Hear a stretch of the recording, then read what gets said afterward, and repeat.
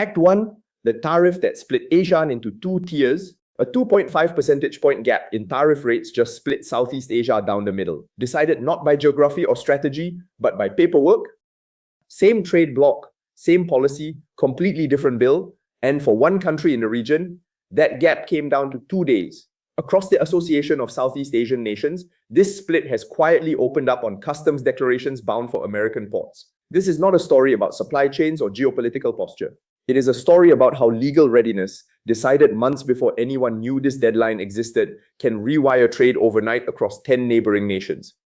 At 1 minute past midnight, US Eastern Time, on July 24th, a new American tariff regime came into force across 60 countries at once. The legal groundwork had been building for months. But the change itself, when it came, arrived exactly on schedule, without warning to anyone watching a factory floor. Factory floors in Ho Chi Minh City looked no different that morning. Workers kept stitching, containers kept loading, but inside the paperwork attached to every shipment bound for the United States, a new number had appeared, 12.5%. In a sector where operating margins rarely clear 5 or 6%, that is not a rounding error. It is an immediate hit to the balance sheet. 600 kilometers away, across the border in Malaysia, a similar shipment carried a different number. 10%, same region, same export strategy, same customers. Different treatment, decided not by productivity or quality, but by whether the right document had been filed in Washington in time. The gap is small enough to overlook in a diplomatic speech and large enough to rewrite corporate strategy. For exporters on thin margins, 2.5 percentage points decides who wins a contract and who loses it. More importantly, it reveals how the region is actually being evaluated from outside, and it is not being evaluated as a region at all. Act 2, 3 tariff regimes in 18 months. To understand how we got here, we have to look back across 18 months of trade volatility. This is not the tariff most people remember. In April 2025, Washington imposed sweeping reciprocal tariffs across nearly every trading partner. Vietnam was hit with rates as high as 46%. Thailand faced 36%. It was aggressive, broad, and short-lived. That regime lasted less than a year. In February 2026, the US Supreme Court struck those tariffs down, ruling the executive branch had exceeded its authority. A temporary flat 10% global surcharge filled the gap and held until July 23rd. Then, 1 day later, a third system took effect. And this time, the logic shifted entirely from trade balances to legal enforcement. The new tariffs are built around forced labor enforcement. Following investigations Washington opened into 60 economies back in March, the mechanism is specific, not sweeping. Countries that already ban forced labor imports or that made enforceable commitments inside existing US trade agreements pay 10%. Everyone else pays 12.5%. On paper, straightforward. In practice, a sudden test of legal readiness. The stakes are not small. Vietnam's bilateral trade with the United States reached $97.7 billion in the first half of 2026 alone. With a $75.3 billion surplus, its largest with any trading partner on Earth. This tariff does not sit on a peripheral market. It sits on the region's most important economic relationship. Act 3. Who had the paperwork?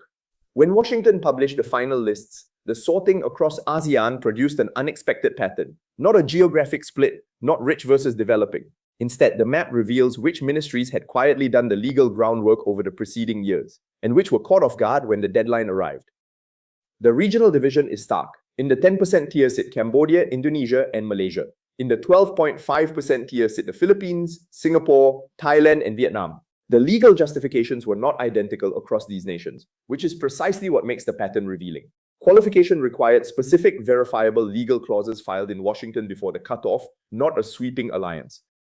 Malaysia secured its 10% rate through an existing clause inside a prior trade agreement, filed and forgotten until it suddenly mattered. Indonesia qualified differently, a formal ban on importing forced labor goods.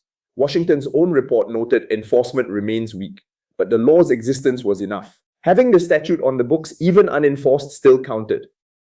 Vietnam had neither, and Hanoi tried to close the gap in a sprint. On July 22nd, just 2 days before the deadline, the government issued Decree 292/2026, formally banning forced labor imports. It arrived too late. Washington did not count it. Vietnam's foreign ministry responded that the 12.5% rate fails to reflect the country's genuine efforts. It reads like a government that watched an administrative door close in front of it. Singapore also landed in the higher tier, but from a different position entirely. Its Ministry of Trade and Industry noted roughly a third of domestic exports to the US fall under the higher rate. as a diversified high-value economy rather than a low-margin manufacturer. Singapore carries far more resilience to absorb the friction while its diplomats keep engaging Washington directly.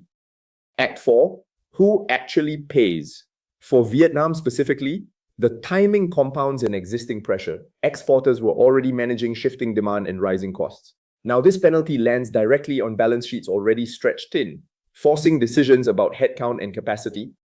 Vietnamese garment manufacturers face a genuine double squeeze. Domestic wages are rising at the exact moment this tariff lands. Factory owners absorb higher labor costs and higher duties simultaneously. For business leaders told for 2 years to diversify away from China toward exactly this kind of manufacturing, discovering a missing document costs an extra 2.5% feels deeply unfair. But the system is not purely punitive. Cambodia, Indonesia, and Malaysia secured tariff rate quotas Vietnam missed, letting a set volume of textile exports enter the US at reduced rates, tied to how much American cotton and thread those countries buy in return. That is a real incentive, not just a penalty. There is a path forward. Vietnam's decree arrived 2 days too late for this round, but it puts the country's paperwork in order for whatever comes next. If enforcement is recognized in a future review, as US trade processes typically allow, the gap could close faster than it opened. Act 5. The bloc that isn't.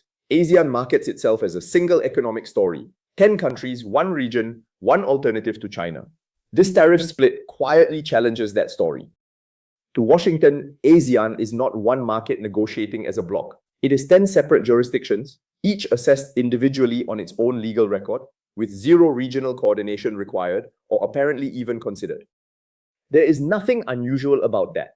International trade policy almost always works country by country, regardless of what regional identity a bloc claims for itself. But it raises a genuine question Southeast Asian leaders have to sit with. What does ASEAN actually mean to the country negotiating with it, compared to what it means to the countries inside it? 10 flags at a conference table suggest cohesion. 10 different numbers on 10 customs forms suggest something else entirely. Which one is closer to how the rest of the world actually sees the region is not something any single tariff notice is going to settle.